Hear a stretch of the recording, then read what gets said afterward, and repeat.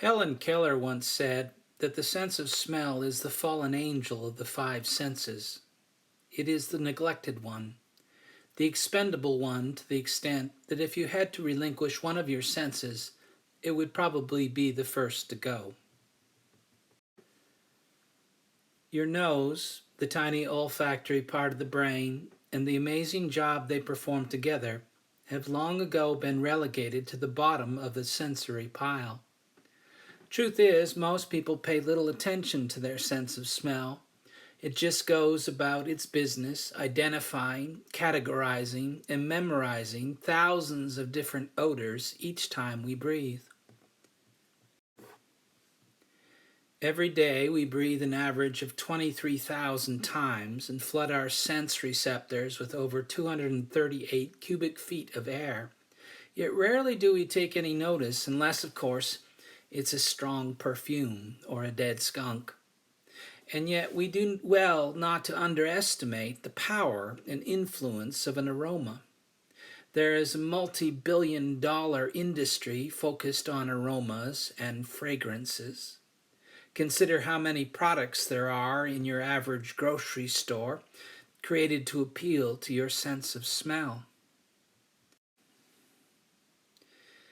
We can make our home smell pleasant with sprays such as country meadow or violet or lilac or whatever your particular fragrance might be. Who needs to go outside and actually smell the flowers? We have additives for our humidifiers that will make our house smell like a Carolina pine forest. There are air wick stick-up air fresheners for those hard-to-reach places, and for such a small price you can give your old car that coveted new car smell. Then there are potpourri of scented candles to add particular flavor to each room of your house. Indeed, smells and aromas are a big business. The perfume industry alone generates over $27 billion in revenue every year. Chanel No. 5, an obsession cologne, concoctions designed to enchant the one you love. And nowadays, any celebrity worth his salt has to have his own cologne or perfume. Even Justin Bieber has his own perfume. In fact, he has two. The latest, called Girlfriend. The perfume, I'm guessing, will make you smell like Justin Bieber's girlfriend.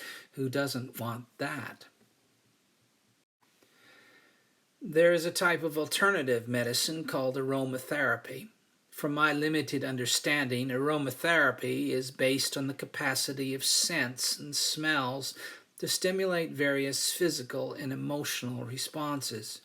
This seems reasonable. You know yourself how some aromas alleviate anxiety and others create it. The smell of spring, the damp earth and flowers in bloom can make you feel hopeful and cheerful at this time of year, especially after a long, cold winter.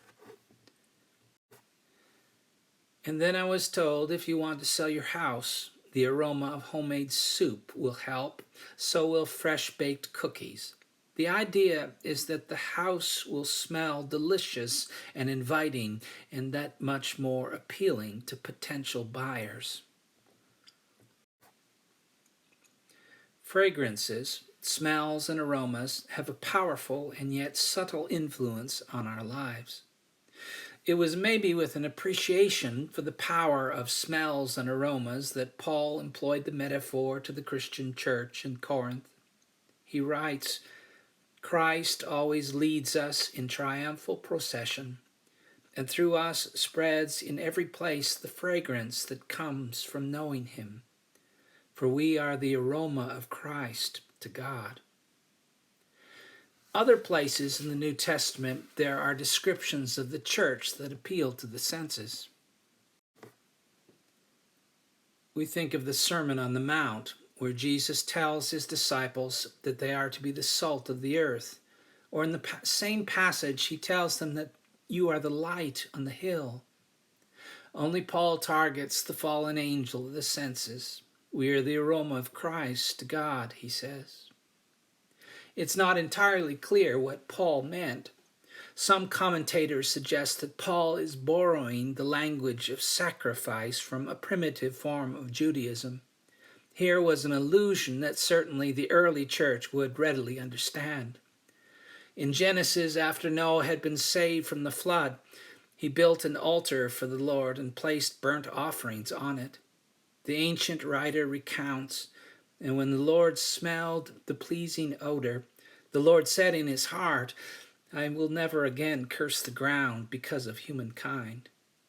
The image suggests that God was satisfied, or perhaps soothed, by the aroma of the sacrifice. When I read this passage, I thought about how someone said that some smells and aromas can act upon us like keys that unlock memories. And that seems reasonable to me. That has certainly been the case in my life. For instance, if I will go to pick up Caroline at school or attend a function at Northwestern High School, somehow the smell of newly polished floors will make me anxious. One whiff of that institutional antiseptic, and I will suddenly have that old familiar feeling that I have not prepared for the exam, or my homework is not complete, or I am late for class. These associations would be positive if only I had been a more successful student, but I kind of sleepwalked through high school. You have had that experience where a scent from the past leads you back into time, to people, and to places you may have long forgotten. A smell that you recognize from your childhood, and suddenly it is as if you are there again. The smell of bacon frying on a Coleman stove and damp canvas and pine trees, and suddenly you waken in an old tent trailer and your mother is outside preparing breakfast for you and your brother. It can be a powerful experience that brings tears to your eyes, an aroma that calls up out of your memory banks someone or some event buried deep within your past. One year for Christmas, my uncle gave my older brother and me a bottle of Old Spice aftershave. It might have been a peculiar gift, as neither of us had been in the habit of shaving. I was 9 and my brother was 11. We couldn't have shaved if we wanted to. But we didn't care, and taken by the novelty of the gift, we didn't wait to start splashing the Old Spice around, slapping our own faces like the man did in the commercial. And then we decided to baptize our younger brothers with our Old Spice as well. And I imagine that by the time we sat down for Christmas dinner, you could hardly smell the turkey for the Old Spice aftershave. Today, I cannot smell Old Spice aftershave without making that journey back in time. A fragrance, an aroma, exerts that kind of power, the power to trigger memory. Perhaps Paul understood this when he wrote, "We are the aroma of Christ to God."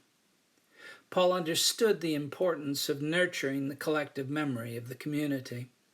After all, he was counseling a church that was composed of the first generation of disciples who had not seen Christ in the flesh. After the resurrection of Christ, he ascended into heaven.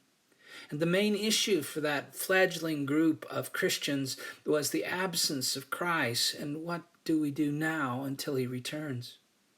In that situation, the senses of hearing and sight were no longer sufficient. They had to learn to perceive the presence of the living Christ in non-conventional ways. New converts to the faith had to believe without seeing. They had to employ the neglected sense to perceive Christ, a spiritual or intuitive sense, the place in which the human heart, where faith takes hold. We are the aroma of Christ to God, Paul writes. It is a metaphor Paul isn't saying in a literal sense we bear the aroma of Christ. But just as an aroma can exert a powerful and subtle influence on those who perceive it, so do we as Christians. We exude the aroma of Christ when we bear witness to him with compassionate words and deeds to the world around us. The aroma of Christ is present whenever and wherever the people of God endeavor to live up to their calling. In our worship as a church, in the sacraments, in our struggle to become a more inclusive and welcoming community. In the multitude of ways you as a community bear one another's burdens, encourage and uplift one another in times of joy as well as in times of suffering and pain. The aroma of Christ is present in the sharing of our time and treasure with those in need without expectation of return or compensation. In these ways we memorialize Christ, not only in formal liturgy and sacraments, but in the struggle to live out the Christian faith in this time and in this place. And if smell is the key to memory, then our service in Christ's name and our witness to the gospel evoke the memory of Christ, and more than just a memory, but the living presence of Christ in this world.